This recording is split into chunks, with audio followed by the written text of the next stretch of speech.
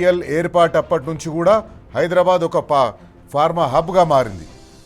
IDPL తర్వాత doctor Reddy labs వచ్చింది. Doctor Reddy labs తర్వాత Aurobindo, Hetero, MSN laboratories, biological Evans ఇట్లాంటి అనేక ప్రపంచ దిగ్గజ ఫార్మా సంస్థలు హైదరాబాద్లో వచ్చినాయి. ఈ ఫార్మా సంస్థలన్నీ హైదరాబాద్ నగరం మధ్యలోకి వచ్చి చేరిపోయినాయి. మీకు అందరికీ తెలుసు, చూస్తే మీకు రామ్నగర్ దగ్గర బయోలాజికల్ ఇవాన్స్ ఉంటుంది. ఆ బయోలాజికల్ ఇవాన్స్ చాలా పాత సంస్థ. ఆ బయోలాజికల్ ఇవాన్స్ అక్కడ పెట్టినప్పుడు అక్కడ చుట్టుపక్కల నివాస ప్రాంతాలు చాలా తక్కువగా ఉండేవి, కానీ నివాస ప్రాంతాలు పెరిగిపోయినాయి. అట్లాగే పాషమైలారం, పటాన్ చెరు ఇట్లాంటి ప్లేసెస్లో కూడా ఫార్మా కంపెనీలు వచ్చినాయి. చిన్న పెద్ద ఫార్మా కంపెనీలు అన్నీ అక్కడ వచ్చినాయి. అక్కడ ఆ కంపెనీలు రావడంతో లిక్విడ్ డిశ్చార్జ్ మేనేజ్మెంట్ సరిగా లేకపోవడంతో గ్రౌండ్ వాటర్, భూగర్భ జలాలు కలుషితమైపోయినాయి. అక్కడ ఉండే చుట్టుపక్కల నివసించే ప్రాంతాల వారికి అవి వెదజల్లే కాలుష్యకారక వాయువులు వాళ్ళ ఆరోగ్యం మీద దెబ్బతీసినాయి, వాళ్ళ ఆరోగ్యాన్ని దెబ్బతీసినాయి.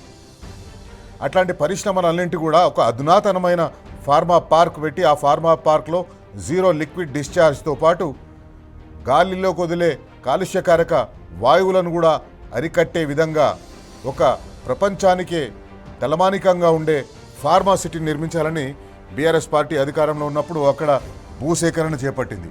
అనేక మంది రైతులు అక్కడ వ్యవసాయ భూములు ఉన్న రైతులు కూడా ఫార్మా సిటీ కోసం భూములను ఇచ్చిండ్రు. ఫార్మా సిటీ కోసం దాదాపు 17,000 ఎకరాల భూములను సేకరించిండ్రు. ఎన్వైరన్మెంటల్ క్లియరెన్స్ కూడా వచ్చింది. ఎన్వైరన్మెంటల్ క్లియరెన్స్ అంటే కాలుష్యకారక పరిశ్రమలకు చాలా చాలా ఖచ్చితమైన ఎన్వైరన్మెంటల్ నామ్స్ ఉంటాయి. ఆ ఖచ్చితమైన ఎన్వైరన్మెంటల్ నామ్స్ అన్నింటినీ పాటిస్తూ ఎన్వైరన్మెంటల్ క్లియరెన్స్లు వచ్చినాయి. అక్కడ పరిశ్రమలు రావాలి. హైదరాబాద్ చుట్టుపక్కల ఉండే పరిశ్రమలన్నీ అక్కడ పోయి పెట్టినప్పుడు లేదా ఎక్స్పాండ్ చేసినప్పుడు అక్కడ అనేక మందికి ఉద్యోగ అవకాశాలు వచ్చేటివి. కానీ ముఖ్యమంత్రి రేవంత్ రెడ్డి అధికారంలోకి వచ్చిన తర్వాత ఏం చేసిండు? ముఖ్యమంత్రి రేవంత్ రెడ్డి అధికారంలోకి వచ్చిన తర్వాత ఏ ఫార్మా సిటీ కోసం అయితే రైతులు భూములు ఇచ్చిండ్రో ఆ రైతులను మోసం చేసిండు. ఎన్నికల ముందు ఇదే కాంగ్రెస్ పార్టీ వాళ్ళు ఆ రైతుల దగ్గరికి పోయి ఇక్కడ ఫార్మా సిటీ ఉండదు, ఏముండదు, మేము అధికారంలోకి వచ్చిన తర్వాత మీ భూములు మీకు ఇచ్చేస్తామన్నారు.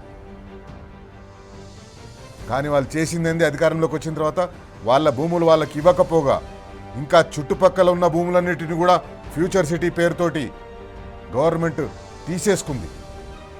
గ్రీన్ఫీల్డ్ రోడ్ అని చెప్పేసి అని ఔటర్ రింగ్ రోడ్ని, తర్వాత ఆ ఫ్యూచర్ సిటీని కలపడానికి గ్రీన్ఫీల్డ్ రోడ్ అని ఒకటి ఏర్పాటు చేసి దానికోసం కూడా రైతుల దగ్గర భూములు తీసుకున్నారు. రైతుల దగ్గర భూములు తీసుకొని చేస్తున్నది ఏంది? రేవంత్ రెడ్డి చేస్తున్నది రియల్ ఎస్టేట్ వ్యాపారం. ఈరోజు ఆ ఫ్యూచర్ సిటీ ప్రాంతంలో, ఫ్యూచర్ సిటీ మీర్పేట్ ప్రాంతంలో ఉండే ప్రతి ఒక్కరికి తెలుసు, మీర్ ఖాన్పేట్ ప్రాంతంలో ఉండే ప్రతి ఒక్కరికి తెలుసు, ఫ్యూచర్ సిటీ చుట్టుపక్కల ఉండే వాళ్ళు ప్రతి ఒక్కరికి తెలుసు ఏ రకంగా ఈ అనుముల బ్రదర్స్ అక్కడ రియల్ ఎస్టేట్ వ్యాపారానికి తెరలేపినరు. ఎక్కడైతే లిటిగేషన్ భూములు ఉంటాయో ఆ లిటిగేషన్ భూములన్నింటినీ తీసుకొని వాళ్ళు అక్కడ ఒక పెద్ద ల్యాండ్ బ్యాంక్ని డెవలప్ చేసుకుంటున్నారు. అది ఫ్యూచర్ సిటీ డెవలప్మెంట్ ఆఫీస్ కాదు, అది అనుముల బ్రదర్స్ రియల్ ఎస్టేట్ ఆఫీస్గా మారిపోయింది. రాబోయే రోజుల్లో అదే పని జరుగుతుంది. అక్కడ ఫ్యూచర్ సిటీ డెవలప్మెంట్ అథారిటీలో ఉండే కార్యక్రమాలన్నీ ఇవే జరుగుతాయి. రియల్ ఎస్టేట్ కార్యక్రమాలే జరుగుతాయి. ప్రైవేట్ వ్యక్తుల రియల్ ఎస్టేట్ కార్యక్రమాలు జరుగుతాయి. రైతుల దగ్గర నుంచి భూములు ఎట్లా గుంజుకోవాలని జరుగుతాయి. ఇప్పటికే మనం చూసినాం, 1,00,000 ఎకరాలని F20లో పెట్టేసిండ్రు. 1,00,000 ఎకరాలని డిస్ప్యూటెడ్ ల్యాండ్స్ కింద పెట్టేసిండ్రు. ఆ 1,00,000 ఎకరాలు అత్యధికం ఫ్యూచర్ సిటీ ప్రాంతంలో ఉన్నాయి. ఆ ఫ్యూచర్ సిటీ ప్రాంతంలో వీళ్ళు భూములు కాజేసి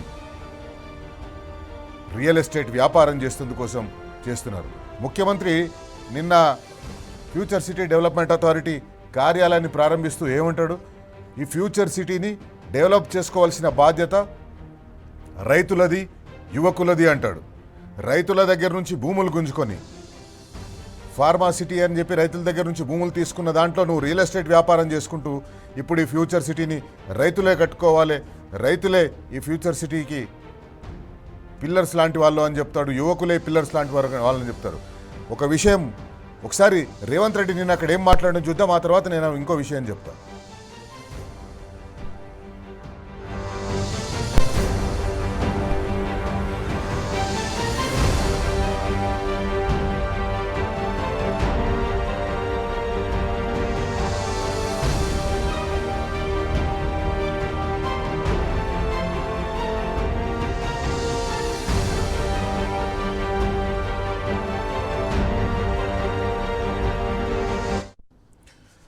ఫ్యూచర్ సిటీ డెవలప్మెంట్ అథారిటీ అక్కడ ఒక కొత్త నగరాన్ని నిర్మిస్తా అని చెప్పేసి అని ఒక ప్లాన్ వేసింది.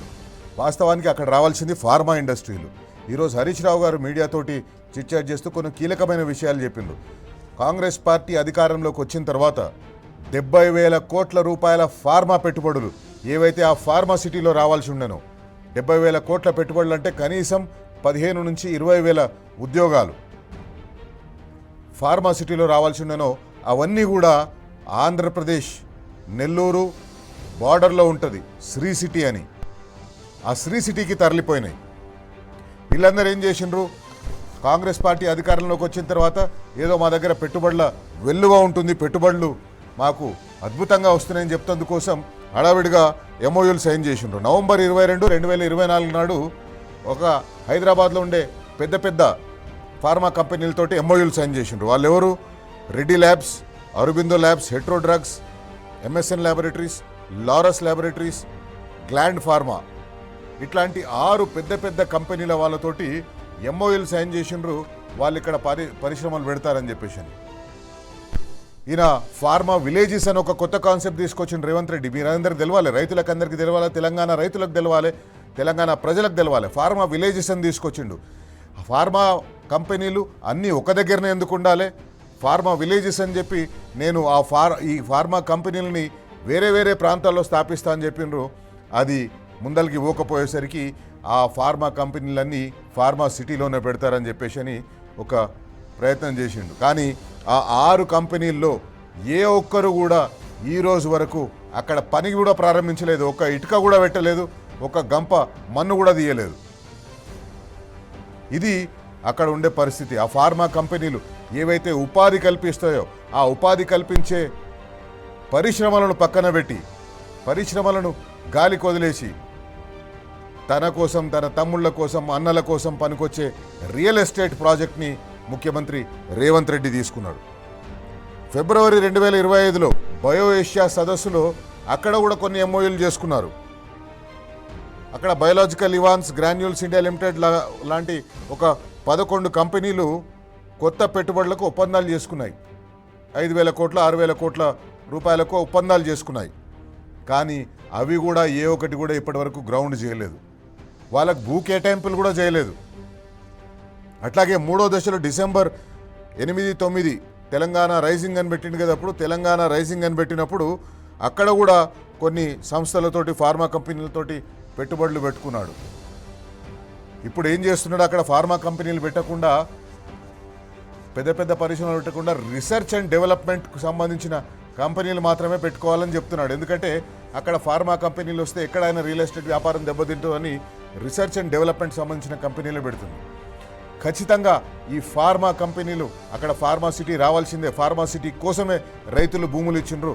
Conditional land acquisition, pharma city కాకుండా మీరు దాన్ని ఏ ఇతర అవసరాలకి వాడుకున్నా అవి చెల్లవు. ముఖ్యమంత్రి రేవంత్ రెడ్డి ఎవరు పోయి అడిగినా అక్కడ భూమి ఇచ్చేస్తా అంటున్నాడు. ఫ్యూచర్ సిటీకి రాండి, ఫ్యూచర్ సిటీకి రాండి అంటున్నాడు. కానీ అక్కడ వచ్చేది ఫ్యూచర్ సిటీ కాదు, అదొక గోస్ట్ సిటీ. అక్కడ ఫార్మా తప్పిస్తే వేరే కంపెనీలు రావడానికి అవకాశం లేదు. అందుకే BRS party working president KTR మొన్న మధ్య అన్నారు, బీఆర్ఎస్ పార్టీ మళ్ళీ అధికారంలోకి రాగానే ఆ ఫ్యూచర్ సిటీ అనే దాన్ని రద్దు చేసి తీసి చెత్తబుట్టలు వేస్తామన్నారు. కేటీఆర్ గారు ఏమన్నారు ఒకసారి చూద్దాం. మీరు first of all please get out of that mind set. అది ఫ్యూచర్ సిటీ లేదు, గడిది గుడ్డు లేదు, అక్కడ ఏం లేదు. It was land that was acquired for pharma city. Hyderabad pharma city కోసం 14,000 ఎకరాలు ల్యాండ్ అక్విజిషన్ చట్టాన్ని వినియోగించి మేము ఆ ల్యాండ్ తీసుకున్నాం. 7 సంవత్సరాలు పట్టింది ఆ ల్యాండ్ సేకరించడానికి. It was conditional land acquisition. Conditional to what? Conditional to setting up pharma park, pharma units. ఇవాళ ఫార్మా సిటీ లేదు, ఏమీ లేదు. మేము అక్కడ జూ పెడతాం, వంతారం తీసుకొస్తాం, మేము అక్కడ ప్లాట్లు ఇస్తాం, రియల్ ఎస్టేట్ వ్యాపారం చేస్తాం. Land acquisition was conditional. Tomorrow any kind of misadventure the government does, డెఫినెట్గా it has to be stopped. It was for industrialization. అది కాకుండా దేనికి వినియోగించుకోవడానికి జూ పార్క్ పెడతానంటాడు ఏందండి ఆయన? 1 తారాకు 3,000 ఎకరాలు ఇస్తాడా? రైట్. ఈ ఫ్యూచర్ సిటీ డెవలప్మెంట్ ప్రాజెక్ట్కి సంబంధించి ముఖ్యమంత్రి రేవంత్ రెడ్డి నిన్న దాన్ని ప్రారంభోత్సవం చేస్తూ ఆ ఆఫీస్ని ఓపెన్ చేస్తూ ఆఫీసు ఆయన పేరుకే future city development authority office, కానీ అక్కడ జరిగేది మొత్తం అనుముల బ్రదర్స్ చేసే రియల్ ఎస్టేట్ వ్యాపారం. వాళ్ళు ఒక కార్పొరేట్ ఆఫీస్ని కట్టుకున్నారు, ప్రభుత్వ ఖర్చులతోటి ప్రభుత్వ భూమి మీద ఒక ఆఫీస్ కట్టి దానికి future city development authority office అని పేరు పెట్టింది. కానీ అక్కడ మొత్తం రేపు పొద్దుటి నుంచి కూసోబోయేది రేవంత్ రెడ్డి అన్నలు తమ్ముళ్ళు అక్కడ రియల్ ఎస్టేట్ వ్యాపారం కోసం, అక్కడ పిలిచి సెటిల్మెంట్ చేయడం కోసం మాత్రమే ఈ కాంగ్రెస్ పార్టీ వాడుకునే అవకాశం కనిపిస్తూ ఉంది. ఒకసారి రేవంత్ రెడ్డి ఈ ఫ్యూచర్ సిటీ ప్రాజెక్ట్ని రైతులు ఏ రైతులైతే ఫార్మాసిటీ కోసం భూములు ఇస్తే నువ్వు ఆ భూములలో ఫార్మా కంపెనీలు పెట్టకుండా అక్కడ స్థానికులకు వచ్చే ఉపాధి ఇవ్వకుండా నువ్వు రియల్ ఎస్టేట్ వ్యాపారం చేస్తున్నావు, ఆ రైతులే ఫ్యూచర్ సిటీని నిర్మించుకోవాలని చెప్పేసి అని మాట్లాడుతున్నాడు. ఒకసారి రేవంత్ రెడ్డి ఏం మాట్లాడినో చూద్దాం. దేశానికే కాదు ప్రపంచానికే ఒక గొప్ప నగరంగా రాణిస్తుందనడంలో ఎవరికి ఎలాంటి అనుమానాలు లేవు. అడ్డం పడ్డోళ్లను అడ్డంగా తొక్కుకుంటూ పోతారు ఈ ప్రాంత రైతాంగం, ఈ ప్రాంత ప్రజలు. ఈ నగరాన్ని వాళ్ళే కాపాడుకుంటారు, ఈ నగరాన్ని వాళ్ళే నిర్మించుకుంటారు. ఈ నగరాన్ని ప్రపంచానికి అంకితం చేసే యువత ఈ ప్రాంతంలో ఉన్నారు. వాళ్ళ మీద నాకు సంపూర్ణమైన విశ్వాసం ఉన్నది. ఈ నగరం భవిష్యత్తుకు ఒక దిక్సూచి. ఖచ్చితంగా ఈ నగరం విరాజిల్లుతుంది. హైదరాబాద్కి ఎంత గొప్ప పేరు వచ్చిందో భారత్ ఫ్యూచర్ సిటీ కూడా నెట్ జీరో సిటీగా, కాలుష్య రహితమైన నగరంగా, ప్రపంచంలోనే గొప్ప నగరంగా రాణిస్తుంది. తీర్చిదిద్దుతామని మీ అందరికీ తెలియజేస్తూ. రైట్. ఇంతకుముందు మనం మాట్లాడుకున్నాం, ఉన్న నగరాన్ని గాలి కొదిలేసి ఇప్పుడు కట్టబోయే ఒక కొత్త నగరాన్ని ప్రపంచ స్థాయి నగరంగా నిర్మిస్తా అంట. ఉన్న నగరం ఎట్లుందో రేవంత్ రెడ్డి ఒకసారి తిరిగి చూస్తే తెలుస్తుంది. వర్షాలు పడ్డప్పుడు లేదా గాలివానలు వచ్చినప్పుడు ఈ ఉన్న సిటీలో ప్రజలు ఏ రకంగా అవస్థలు పడుతున్నారో ఒకసారి సిటీలో తిరిగితే తెలుస్తుంది. ముఖ్యమంత్రి రేవంత్ రెడ్డి ఈ మధ్యకాలంలో హైదరాబాద్లో ఎక్కడ తిరిగినట్లేదు. ఆయన జూబ్లీ హిల్స్ ప్యాలెస్ వస్తే కమాండ్ కంట్రోల్ రూమ్, లేకపోతే అప్పుడప్పుడు సెక్రటేరియట్, ఇవి తప్పిస్తే ఆయన సిటీలో ఎక్కడ పోతలేడు, ఎక్కడ చూస్తలేడు. చూస్తే ఆయనకు తెలుస్తుంది సిటీలో ప్రజలు ఎన్ని అవస్థలు పడుతున్నారో. బీఆర్ఎస్ పార్టీ ఎమ్మెల్యేలు ఏం మాట్లాడిందో ఒకసారి చూద్దాం. హైదరాబాద్ నగరం అభివృద్ధి విషయంలో వచ్చేసరికి హైదరాబాద్ నగరంలో రెవెన్యూ పెంచుకొని తెలంగాణ రాష్ట్రాన్ని బంగారు తెలంగాణ వైపు దూసుకుపోయినటువంటి సందర్భం. విశ్వనగరంగా పేరు తెచ్చుకున్నటువంటి హైదరాబాద్ నగరాన్ని విషనగరంగా తయారు చేస్తున్నటువంటి ఒక ఘనత ఎవరికి లభిస్తుందంటే ఈ ముఖ్యమంత్రి రేవంత్ రెడ్డి గారికి లభిస్తుందని చెప్పి స్పష్టంగా తెలియజేస్తా ఉన్నాను. భారత్ ఫ్యూచర్ సిటీ అనేది కేవలం ఒక భ్రమనే. ఇక్కడ మొత్తం ప్రపంచమంతా కూడా ఇదే ఫ్యూచర్ సిటీని చూస్తారంట. మనిషి లేడు దిక్కులేనా అక్కడ పోయి ఆ భారత్ ఫ్యూచర్ సిటీని చూస్తారంట. చెప్తాను కానీ ఫ్యూచర్ సిటీ డెవలప్మెంట్ అథారిటీ శంకుస్థాపన నిన్న చేయడం జరిగింది. నేను ముఖ్యమంత్రి గారిని కోరేది ఏంటంటే, హైదరాబాదులో ఫస్ట్ మీరు వీధులు శుభ్రం చేసే శానిటరీ సిబ్బందికి కావాలి, కొరత ఉన్నది. హైదరాబాద్లో తీవ్రమైన చెత్తా చెదారం పేరుకపోతుంది. వాటిని శుభ్రపరచండి, ప్రజలకు మంచి జీవనాన్ని అందించమని చెప్పి కోరుతున్నాను. హైదరాబాద్ ప్రజలకు మంచినీళ్ళు అందించండి, కరెంటు సరఫరా పునరుద్ధరించండి, మరి పబ్లిక్ని రక్షించమని చెప్పి కోరుతా ఉన్నాను. హైదరాబాద్ సిటీని పట్టించుకోండి. హైదరాబాద్ సిటీలో మీ ప్రజాప్రతినిధులు లేరు కాబట్టి హైదరాబాద్ సిటీని గాలికి వదిలేసి ఫ్యూచర్ సిటీ అని చెప్పేసి మీరు అంటా ఉన్నారు. కాబట్టి దయచేసి ఇక్కడ జీవిస్తున్న ప్రజలను రక్షించమని చెప్పి నేను ముఖ్యమంత్రిని కోరుతా ఉన్నాను. ఈ రేవంత్ రెడ్డి వచ్చిన తర్వాత హైదరాబాద్లో ఉన్నటువంటి ల్యాండ్ అమ్మడమే తప్ప హైదరాబాద్కు 10 పైసలు ఇచ్చిన పాపన ఓలే. మూసీ నది పేరు మీద 2.5 చెప్తున్నాడు. అది గదిలే లేదు, పోయలేదు. కుక్కట్పల్లి నుంచి రంగనాయచరు వినాయక సాగర్లో కలుస్తుంది, వినాయక సాగర్ మూసీ కలుస్తుంది. మా గురించి మాట్లాడు 9 ఎస్టీపీలు మేము రెడీ కట్టి అన్నీ చేస్తే కంప్లీట్ అయితే దానికి బోర్డులు రేవంత్ రెడ్డి పేరు పెడతారు. ఫ్యూచర్ సిటీకి రైతులు ఇచ్చిన భూముల తరఫున బరాబర్ అడుగుదాం. అక్కడ ఫార్మా సిటీ కోసం మీరు రైతుల దగ్గర భూములు తీసుకున్నారు. అక్కడ ఫార్మా సిటీ వస్తే తమ పిల్లలకు ఉద్యోగాలు వస్తాయి, తమకు ఉపాధి లభిస్తుంది అని చెప్పేసి ఆ రైతులందరూ ఆ భూములను ఫార్మాసిటీ కోసం ఇచ్చిండ్రు. ఆ ఫార్మాసిటీ కోసం ఇచ్చిన రైతుల్లో ఈరోజు మీరు రియల్ ఎస్టేట్ వ్యాపారం చేస్తున్నారు. బరాబర్ అడుగుదాం, తెలంగాణ రాష్ట్ర ప్రజల తరఫున బరాబర్ అడుగుదాం. ఫ్యూచర్ సిటీకి ఫార్మాసిటీకి భూములు ఇచ్చిన రైతుల పక్షాన నిలబడదాం, రైతుల పక్షాన బరాబర్ అడుగుదాం. ఉన్న సిటీకి దిక్కు లేదు, ఉన్న సిటీని గాలికి వదిలేసిండ్రు. వానలు పడితే అవస్థలు పడుతున్నారు హైదరాబాద్ సిటీలో ప్రజలు. ఉన్న సిటీని, విశ్వనగరంగా ఎదుగుతున్న సిటీని, అద్భుత స్కైలైన్ కలిగిన సిటీని గాలికి వదిలేసి ఫ్యూచర్ సిటీ పేరుతో మీరు ఎవరిని మోసం చేస్తున్నారు? ముఖ్యమంత్రి గారు రేవంత్ రెడ్డి గారు బరాబర్ అడుగుదాం. ఇంతకీ ఈ సిటీ నిర్మాణం అనుముల బ్రదర్స్ కోసమేనా, మీ అన్నదమ్ముల రియల్ ఎస్టేట్ వ్యాపారం కోసమేనా? బరాబర్ అడుగుదాం.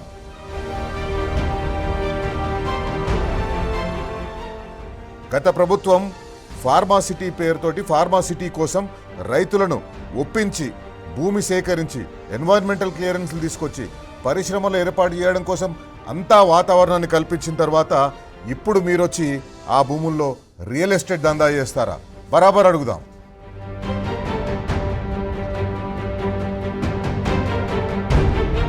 ఫ్యూచర్ సిటీ పేరుతోటి మీరు, మీ అనుచరులు, కాంగ్రెస్ పార్టీ నాయకులు అక్కడ భూములు కొనడం లేదా? వందలాది ఎకరాల భూముల్ని మీరు కబ్జా పెట్టడం లేదా? లిటిగేషన్ ఉన్న భూముల్ని అక్కడ రైతుల్ని బెదిరించో లేకపోతే ఆ భూమి యజమానులను బెదిరించి మీరు ఆ భూములని హస్తగతం చేసుకుంటలేరా? ఎన్ని వందల ఎకరాలు, ఎన్ని వేల ఎకరాలు ఫ్యూచర్ సిటీ పరిసర ప్రాంతాల్లో నిషేధిత జాబితాలో పెట్టినరు. అక్కడున్న ప్రజలకు తెలియదనుకుంటున్నారా? అందుకే బరాబర్ అడుగుతోంది ఫ్యూచర్ సిటీ చుట్టుపక్కల ప్రాంతాల్లో ఉన్న రైతులు. ఏ భూములైతే మీరు వాళ్లకు తిరిగి ఇచ్చేస్తామన్నారో ఆ భూముల్లో మీరు వ్యాపారాలు చేసుకుంటుంటే, మీరు రియల్ ఎస్టేట్ దందా చేసుకుంటుంటే చూస్తూ కూర్చోవాలన్నా? బరాబర్ అడుగుదాం.